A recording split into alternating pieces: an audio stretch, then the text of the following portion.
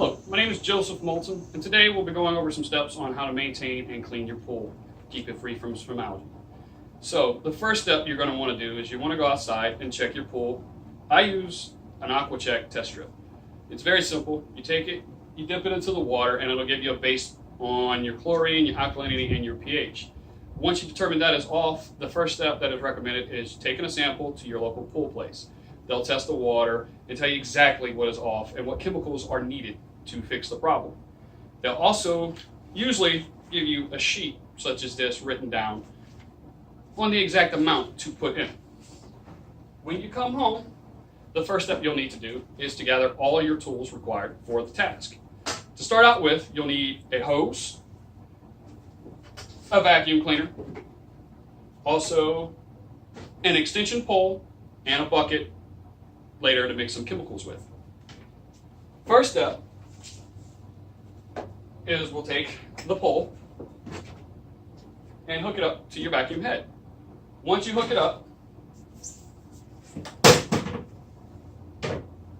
you will take the end of your hose and place it onto your vacuum connection, making sure that it is snug because you will be filling it up with water. You place it into the pool as well as with your hoses, and you will fill it up with water. Now, to accomplish this, the easiest way to do it is to go over, make sure that your pool filter is set to waste, turn it on, and fill it up with water through the jet. We'll use this. Once it is full, it is very vital that you make sure that no water enters your system.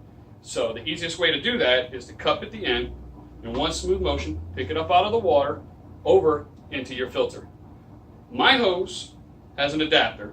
There are several different models. There is one that has an adapter, but I find that this has a lot of problems as far as nicking and cuts right here, and if there's water in your system and it loses prime, it could definitely mess up your pump, and that's a $200 to $300 fix. We don't want to have to do that. So I don't use this. I use this, which is very simple, push, and it seals. Once all that is said and done, you're going to go, and we're going to vacuum our pool, all the bottom. Make sure that you vacuum by hand and do not let the automatic vacuum run its course. You want to make sure that you get everything out. It's going to take a little while, vacuum it out. Now once you're done, we'll pull out the vacuum, disconnect it from the extension pole, and we'll connect a brush to it.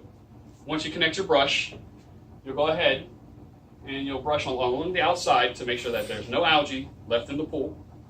Once that is done and everything is clean, we'll pull all the tools out and we'll turn the skimmer on and let the skimmer run for 30 minutes. Once the skimmer is ran and everything is done in those 30 minutes, the fun part begins, and that's where the chemicals come into play. Once everything's turned off, all the tools that you needed are put away. You'll take and you'll either adjust the alkalinity, which is just a chemical that they'll give you. You'll adjust it, put it in your pool, wait 30 minutes, test it again, see if it's at the level that you wanted it. If not, add more chemicals, wait 30 minutes. The next step, we're probably going to need to shock our pool, considering there is an overgrowth in algae, and the only way you can get that is from low chlorine. Once you need to shock it, you will take a bucket and some shock, mix it with some of your pool water really well, then take it, dump it in your pool, and leave your filter on for 30 minutes. Come back and check it after the 30 minutes, and if the chlorine level in the pool is where it's at, you're good to go. If not, you will need to add some more shock. After all the shock is done, we will need to treat the algae. Now, they use copper algicide and different algicides. Depending on if you dye your hair or if you don't, will determine if you want to use the copper or not. If you dye your hair, it is recommended that you do not use the copper algicide. It will tint your hair green. But I don't dye my hair, so this is what I use. You'll take it, you'll treat it as per recommendation for your pool, wait your 30 minutes, and test again. After all this is done, your day one is over. Next, leave it running for 24 hours a day throughout the night on waste. Do not use filter. keep it on waste. Now you will have to add water as the time goes by. That's no problem. It shouldn't take that much water. Your water bill won't jump up too much. Now, day 2 to day 5, it's just maintenance. All you're going to be doing is you're going to come out, you're going to check your pool water, make sure all your levels are fine. If not, they'll start to drop naturally because you don't have any chlorine tablets floating around. You will have to shock it once or twice again to keep your chlorine level at a 3 parts per million or higher. After you've done all of this, you will vacuum your pool daily, maintain your levels, and on day 5 or day 7, depending on how you want to do it, you will take your sample and bring it back to the pool place.